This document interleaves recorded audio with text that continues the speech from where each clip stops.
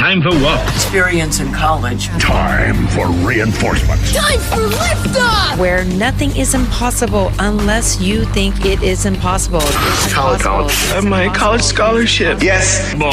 College ran by real fast. You hung in with the best college. Touchdown! First time for everything.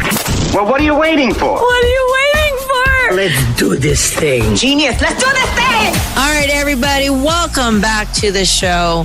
And you may be in different venues right now, or periods, or mindsets about when do I start college? How do I start college?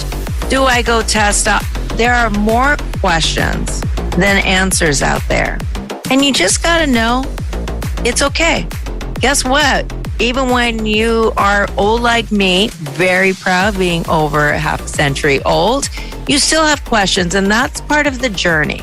And so I think just to tell all the parents, guardians, counselors, even those college reps, I know you have some questions out there too.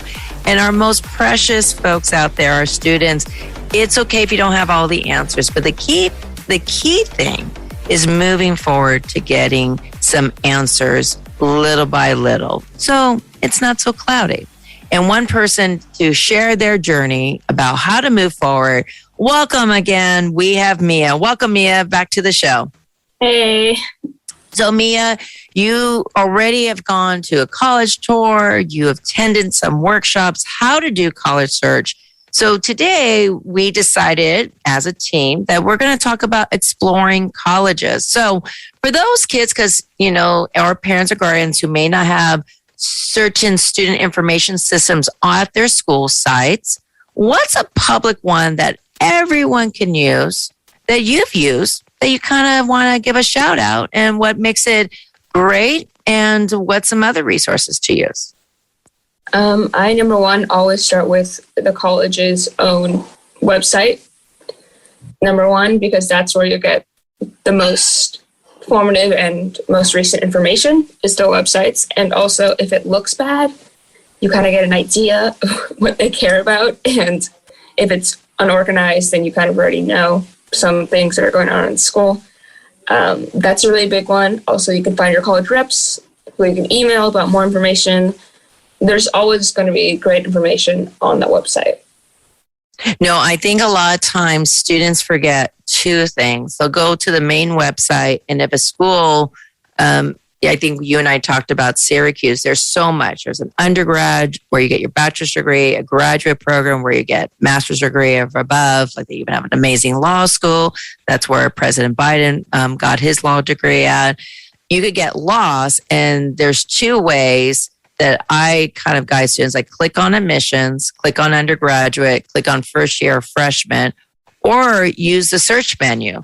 What are some certain areas that you click to help you to find information about your major, or just even like the social scene, whether you like it or not? You might have to do a little digging, but I know for like seeing dorms, you can go to student life, or there's something from student life or academics. And then from there, you could find, sometimes it's a little complicated, but from there, maybe there's I've seen some dorm tours on some websites, or dorm pictures, or club lists are always really fun to find. And then for academics, usually I just go to major. And then when I find my major, usually there's a teacher that is listed. I go click on the teacher, or I click on like their rubrics or whatever that they have there to just see what they're actually doing. That's really helpful. Yeah, and I really encourage, just to let you guys, what I tell my beautiful students and to our audience is I've even had my own children email some of the professors at some of the school, because, you know, some of my own children are fine. They don't have a relationship. Let's be honest, most people do have an amazing time when they do have a relationship, if you are a lover of learning, and to contact them. But like, yeah, like I was as Mia was talking, was just on Syracuse website, and was just randomly clicking into a major. And even if you don't want to talk to a professor, like, okay, you're scaring me right now.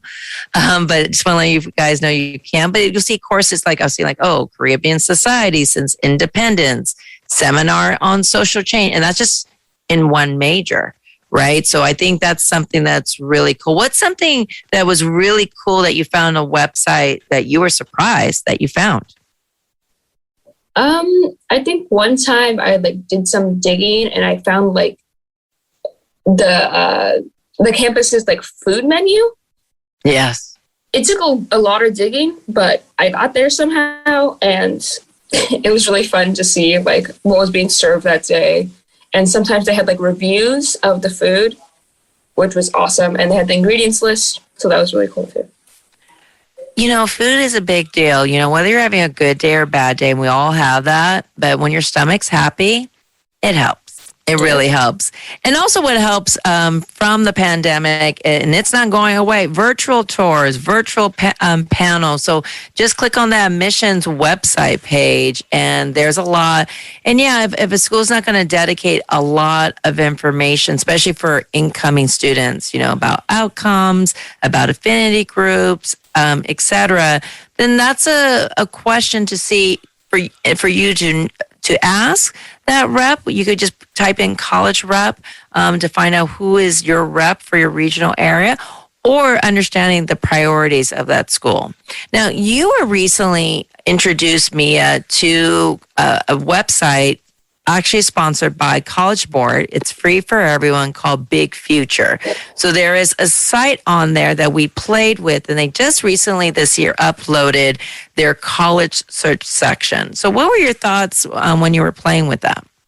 I thought it was really cool because I didn't know about it. The affordability, little bar is really cool, and that I will be using that a lot. I didn't know about it, and now it's awesome. No, I think it's really important, right? It's one of the only websites that shows affordability. You'll hear on past podcasts, you could do net price calculator.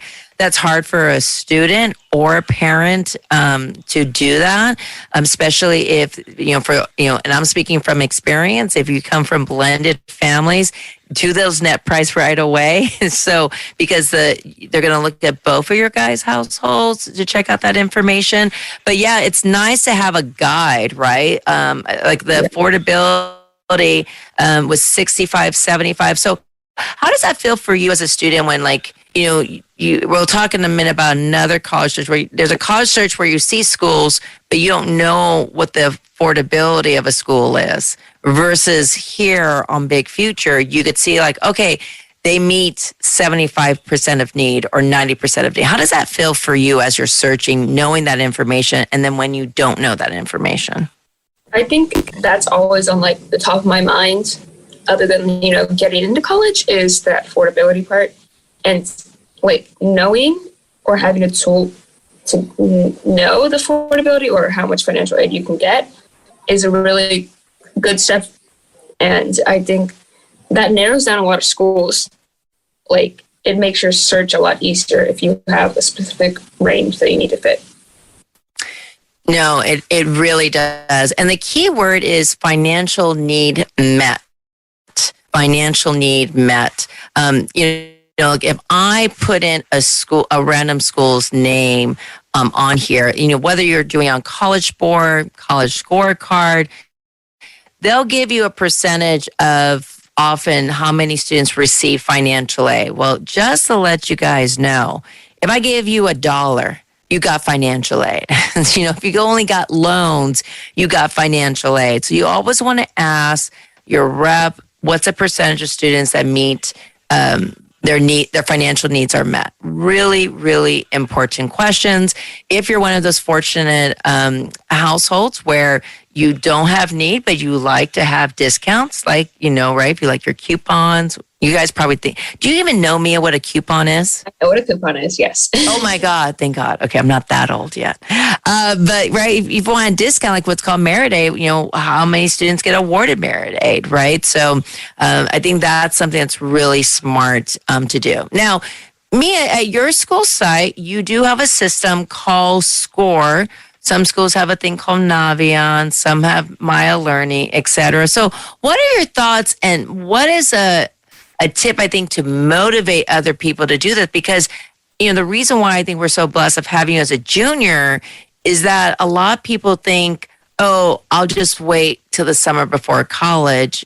And I know there's so much, but we want to hear from you. What motivates you to use these systems? And, what are some things like for your fellow SCORE folks out there? What are some key tips for them to use? And how do you get motivated to do this work, even though you're bombarded with work and life? I think sometimes, like when I first learned about SCORE, it was really fun to just like click around and find all the details and search for schools, and filling up that list can actually be kind of fun sometimes. But like when you're swamped with work, it goes to the back of your mind. But I think just taking time to like look at SCORE or just whatever college system you use, to just go and check their videos or check their acceptance rate or play with all the systems that filter out schools, like that seems to be really fun, or like it works. I mean, and there's not all the best information on there, but it gets you started to where you can look at other of the resources that we have named to go find that information. No, yeah. Like I remember we were just talking about Bryn Mawr campus, and like what Mia's seeing, but you guys can't see on Google Map. I would say, oh, check out Bryn Mawr, which is a really well-established all-girls school. And a lot of times people sometimes freak out, like, what? All girl? And, and on the Google Map, you could see like, well, hey, there's other colleges like Haverford, right? Or Rosemont College or Villanova, right? So there's different types of diversities, or like how I think like a lot of counselors say, like, how far are you from the airport, right? Like, is it a pain for you to get to the airport or to a major city? So that's something that's really good. And I love that advice you give, just a little bit a day. Just a little bit a day, right? So that's really important. Now, you use some other more entertaining stuff that I often say while you floss your teeth, because let's just be honest, not enough people floss their teeth. I know Mia does. What is another resource that you use? I think YouTube is a really fun resource because, not only do you get straight on, like from the campus, you could find other people's sites, but showing from like the YouTube from the campuses shows what they're trying to put out there, and they always usually do like really fun things, and it's also like what tells you what's going on at the school, and it's fun to just watch the videos because usually they have like the same person who does it at the same time, like who does news reports or whatever, so it's really fun to see that. No, yeah. Like I was just scrolling down all the videos from UC Irvine, which is one that Mia introduced me to. And I didn't know. And I talk to the reps annually that they have professors that do UC Irvine podcast. Because like, Mia, do you know, like if you do listen to the Genentech podcast or the UC Irvine podcast for the professor of pathology at UC Eye Health, that you could put that down as an activity actually on your UC application and even Common App? I didn't. Yeah. So sometimes, a lot of times students, I feel like, oh, I have to do this internship, or I gotta, be a TA or whatever it may be. And if you love it, do it. But also too, you have to show, like, a lot of our alums will say like, hey, that's something that you really need to kind of look at and do, right? And then also too, Mia's like, okay, I want to put a challenge. So hopefully our listeners who are not driving, who are not walking on the street, but maybe you're listening to this, maybe you're near another device, or you could open up another browser. And I want you all to put in a new school. Right. And what I want you to do is I want to share another social media that our wonderful youth don't use. You don't have to create an account, right? Known as Twitter. And what I want you to do, so right now I'm typing in Twitter, and I'm typing in this new school that I introduced. Mia, after today, did you ever learn about Bryn Mawr? No. No. Right. So it's a school that has amazing financial aid, great success stories. Look at their LinkedIn account. But it's something, LinkedIn, you can look at that, but you have to create an account. I know some people are like, I don't want to do one more thing. So right now, I didn't log on to Twitter account, And I just put Twitter and the name of a college. So everyone